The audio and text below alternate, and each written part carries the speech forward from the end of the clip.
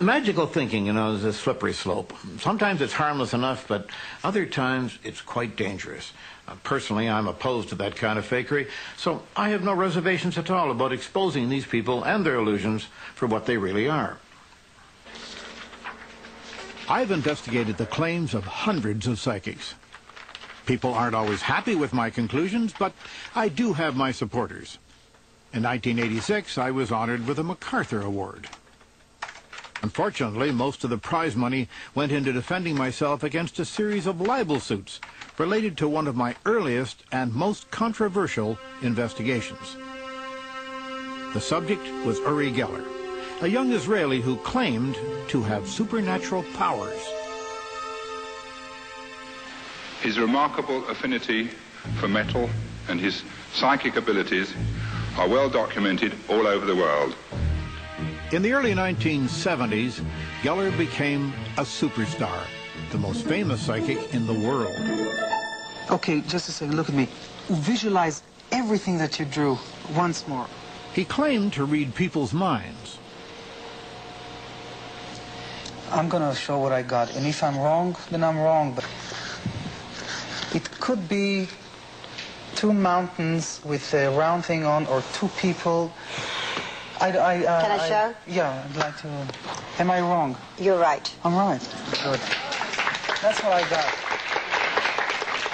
Oh, that's... He claimed to bend keys with his mind. I know you're going to think this is a setup, friends, and old Tom has never conned you on anything. This guy is bending this key by rubbing it. It was bent at about a 1 degree angle when you started out, and it's coming up on 45 degrees now and still moving. You're thinking bend, is that what you're doing? Yes, I'm saying bend. You're saying bend, yes. Hard, soft? No, I'm saying bend, bend, bend, and sometimes I say bend, baby, you know, But Geller was best known for his way with spoons. The media, even some scientists, were taking the Geller phenomena seriously. So I decided to show, for starters, that I could at least duplicate these effects using trickery. Now, a key can be displayed in such a way that it looks like it's bending. For example, just by stroking it, you'd swear that it's bending right up before your eyes. Magicians call this process ratcheting. But to do this, the key has to be bent in advance. The hard part, of course, is how to go about bending the key without letting them catch you. Now, there are several ways. I could, for example, take it and press the tip against the top of the table. That would do it. Or, in shifting my chair backwards or forwards, as I just did, I could have taken it and dropped it below the level of the table and pressed the tip on the chair I'm sitting on, which is exactly what I just did. Did I fool you?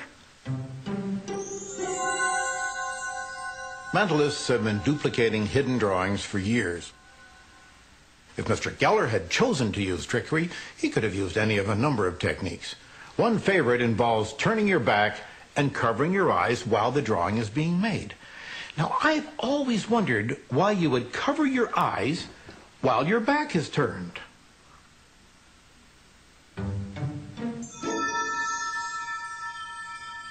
But melting metal is something else again. It's done something like this. And it gets soft. So I say to it, bend, bend, bend, and it bends. Of course, it does take a little preparation. In fact, it takes a lot of preparation. Now, this isn't proof positive that other demonstrations aren't the result of supernatural power, but isn't this a more reasonable explanation? And then, of course, there was Mr. Geller's appearance on The Tonight Show. I got a call after they booked him to appear. Would you welcome, please, Uri Geller. Johnny had been a magician himself and was skeptical.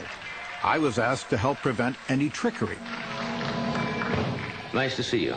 Thanks. We have only met... This scares me. This scares you? Well, this is we just got some things together here. And I told them to provide their own props and not to let Geller or his people anywhere near them. we'll start eliminating the ones that do not have the water. All right, without touching them. He is really suspicious, you know. I'm having a hard time with you. Okay, I don't mean to be, Uri. I really don't. Just keep looking.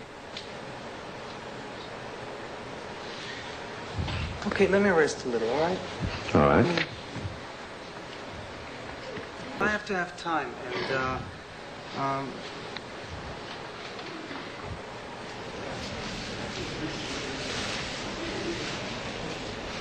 All right, we are back.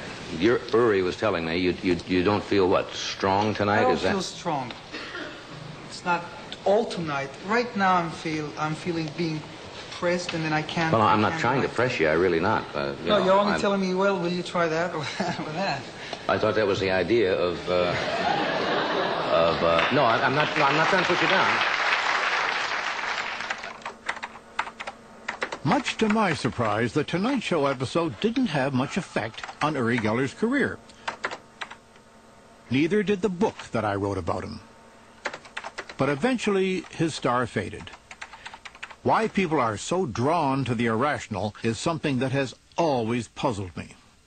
I want to be, if I can, as sure of the world, the real world around me, as is possible. Now, you can only attain that to a certain degree, but I want the greatest degree of control. I've never involved myself in narcotics of any kind. I don't smoke. I don't drink, because that can easily just fuzz the edges of my rationality, fuzz the edges of my reasoning powers, and I want to be as aware as I possibly can. That means giving up a lot of fantasies that might be comforting in some ways, but I'm willing to give that up in order to live in an actually real world, as close as I can get to it.